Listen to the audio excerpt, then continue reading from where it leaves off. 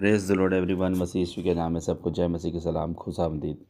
प्रियो, आज का वचन नीति वचन 23 अध्याय और 21 पद इस प्रकार से कहता है, क्योंकि पियक्कड़ और पेटू अपना भाग खोते हैं और पीनक वाले को चिथड़े पहनने पड़ते हैं। प्रियो, यहाँ पर कितनी बड़ी बात कही गई है कि हमें पेटू और पियक्कड़ नहीं होना है। प्रियो, देखिए, पियक्कड़ और पेटू क्या होता है, वो केवल अपनी चिंता करते हैं। देखिए, कभी भी देखिए किसी शराबी व्यक्ति को, उसे ना तो अपने पत्नी से, ना बच्चों से, ना अपनी इज्जत की परवाह होती है।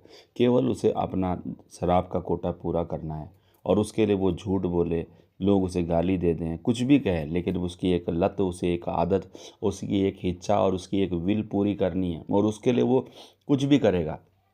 प्रियो, और वैसे ही पेटू भी होता है। प्रियो, पेटू व्यक्ति केवल अपने विषय में सोचता है और अपने ही के बारे में ज़्यादा चिंता करता है और वो उसके अंदर कंजूसी भी आ जाती है। उसके अंदर अपना ही बारे में, वो सारे संसार में अपने आप के बारे में ही सोचता है।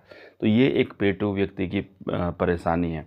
हम देखते हैं, एक धनी व्यक्ति था और धनी व्यक्ति को प्रभु के पीछे आते हुए उसने पूछा, प्रभु यीशु, ये बताइए कि मुझे अनंत जीवन पाने के लिए क्या करना है। तो प्रभु यीशु मसीह ने कहा कि भाई, तू आज्ञाएं तो जानता है ना, और आज्ञा मानता है तो वो बढ़िया है।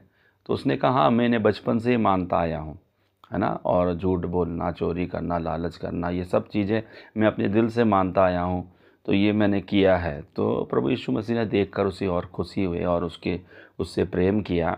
लेकिन तुरंत प्रभु ने पूछा कि अच्छा ठीक है, तो ऐसा कर, एक बात की कमी है, तो अपना सारा धन जो है कंगालों को बेच दे और मेरे पीछे हो ले। देखिए, और उसके बाद वो निराश हुआ, उदास हुआ, क्योंकि वो बहुत धनी था और उसके बाद वहाँ से चला गया। देखिए, हो सकता है कि लोग बोलें कि हाँ, हम ये आज्ञा भी मानते हैं, वो आज्ञा भी मानते हैं, लेकिन पेटू का मन किस बात पे है? अपने पेट पे। और देखिए, पेट के बल चलता है। यीशु ने जब श्राप दिया शुरुआती में, उत्पत्ति में, परमेश्वर ने तो सांप को कहा, तो पेट के बल चलेगा। देखिए, ये कितनी बड़ी बात है। मतलब पेट ही उसका क्या है, करता धरता है, उसका आधार है। आज जादू टोने वाले हैं या समाज में कोई भी आदमी काम कर रहा है, धनी गरीब, सब पैसे के लिए तो काम कर रहे हैं। सब पैसा चाहते हैं ना, और जिसके पास पैसा है वो और पैसा चाहता है। उनका पेट नहीं भरता। लाखों कमा रहे हैं, करोड़ों कमा रहे हैं, अरबों रुपए कमा रहे हैं, फिर उन पैसों से और कमा रहे हैं, और कमा रहे हैं, और कमा रहे हैं। कईयों पास तो इतना धन है कि उनकी पीढ़ी तक खा सकती है, लेकिन तो भी वो क्या है, और कमाने पे लगे हुए।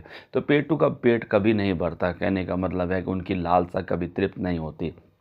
तो प्रियो, वचन में लिखा, अभिलाषा गर्भवती होकर पाप को जन्म देती है ना, और पाप का फल क्या है, मृत्यु है। तो प्रियो, कितनी बड़ी बात है कि हम पेटूपन की आदत से ग्रसित रहे, जिसका फल हम मृत्यु को पाए, और ये कितनी बड़ी दुख की बात है। और उस समय स्वार्थी व्यवहार में वो अपना पेट भर जरूर देता है, लेकिन उस पेट के भरने से उसे क्या मिलता है? लास्ट में उससे मृत्यु ही मिलेगी। और यहाँ पर दिखा है कि पेटू और पियक्कड़ अपना भाग खोते हैं। उस धनी व्यक्ति ने अपने जीवन की आत्मा को नहीं ज़्यादा सराहा, ना आत्मिक ज़िंदगी को, उसने अब्दी ज़िंदगी को प्यार नहीं किया, वरन इस संसार के धन को प्यार किया। तो प्रभु ने कहा, धनी व्यक्ति का स्वर्ग के राज्य में प्रवेश करना कैसा अनहोना है। ऊँट का सुई के नाके से निकल जाना सहज है, पर जो धनी व्यक्ति है उसके स्वर्ग के राज्य में प्रवेश करना कठिन है, क्योंकि जहाँ तेरा मन वहाँ तेरा धन है। तो प्रियो, पेटू का धन जो है उसके पेट में रहता है, वैसे ही पीने वाले का धन उसकी दारू की बोतल में रहता है। प्रियो, हमें इस बात को देखना है कि अपने मन को यहाँ पर नहीं लगाना है। प्रियो, हमें परमेश्वर में अपने मन को लगाना है। ऐसा एक गीत गाते हैं, दिल ना लगाना यहाँ, जाना है हमको वहाँ, यहाँ के सुखों का अंत होगा, वहाँ के सुखों का अंत ना होगा। तो प्रियो, अगर आपकी जड़ यहाँ पर डूबी हुई है तो फिर आप जो है ऊपर नहीं जा पाएंगे, स्वर्ग के अभिलाषी नहीं हो पाएंगे और आपका मन वहीं फंसा रह जाएगा। प्रियो, हमें प्रभु यीशु मसीह ने कहा कि तुम्हें कहाँ है, तुम्हारा मन और वहाँ धन होना चाहिए। अपने लिए यहाँ पर अपने लिए धन इकट्ठा मत करो जहाँ पर कीड़ा लग रहा है और कोई चोर चोरी कर लेगा, लेकिन अपने लिए स्वर्ग में धन इकट्ठा करो।